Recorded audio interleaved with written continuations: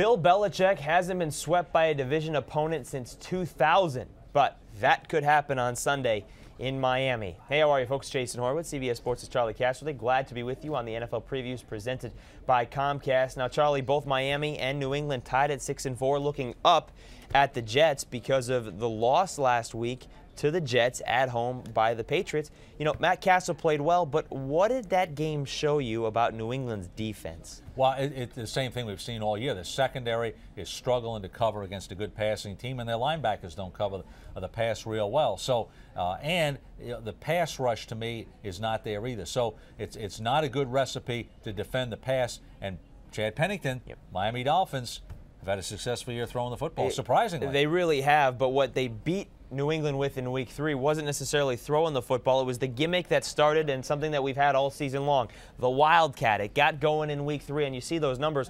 The Dolphins at 461 yards. Ronnie Brown had 4 rushing touchdowns. He had 1 passing touchdown. But this week, now that New England has had the whole season to get ready for it, can it still be effective against the Patriots? I don't think they're going to get that kind of rushing total in the big plays they got in that first game, because clearly they caught the Patriots by surprise in that game. However, I think the Wildcat formation is an integral part of this offense. They're running it, I believe, 13% of the time is what I've been told.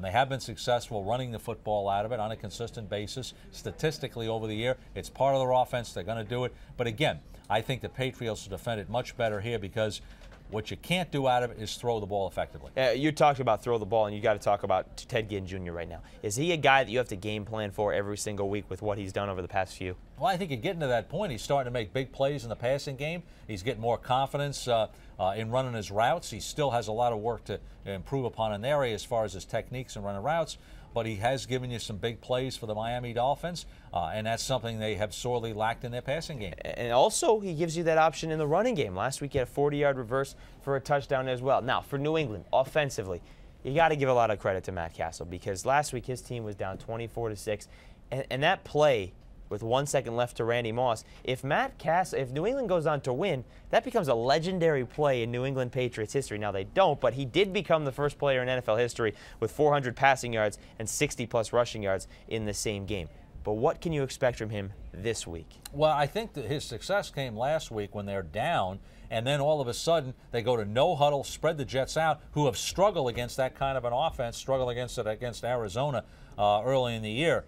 So, to me, that's going to have to be the success throwing the football, is spread Miami out, who, by the way, doesn't cover the pass either. No, they don't, but their strength is stopping the run, which means, hey, let's go out there and throw the football. But New England should have Sammy Morris back to full strength for this weekend, which could be a big part here, because that'll help him. You know, you don't have to worry about Ben Jarvis Green Ellis being your main focal point of the running game. Let's take a look at the AccuScore prediction. 10,000 tests, 10,000 results. And hey, how about this? Miami's the favorite on the game on the computer. Who do you like? I'll tell you what, who'd have thought that at the beginning of the season here. However, I'm going to go with the New England Patriots, and here's the reason. Miami, their last 2 games, they barely beat Oakland, they barely beat Seattle, both home games. So they're not exactly lighting it up here, sports fans. Last week against the Jets, the New England Patriots, hey, if they don't turn the ball over, they can win this football game. They didn't play their best game. So I think they'll come down here. I think they'll open it up on the passing game. I think they can throw against Miami's secondary. I think they'll do a good job of shutting down the Wildcat formation, because New England can play the run pretty good. They struggle against the pass. The Wildcat formation is not a passing formation for the Miami Dolphins. I think those are the reasons that the Patriots are going to win, and Bill Belichick still will not be swept by a division team since 2000. And it'll be important for New England to see if they can get Ty Warren back, because he missed that game last week. Also hurt them against the run. Absolutely. So we'll see if he'll play in this game. That will be a huge part for the Patriots. It's a 1 o'clock kick on CBS. Should be a great game. Be sure to tune in for more on it or any other here in Week 12. Be sure to stay with CBSSports.com. Watch everything else on the CBS Audience Network. For Charley Casserly, I'm Jason Horowitz. Take care, folks.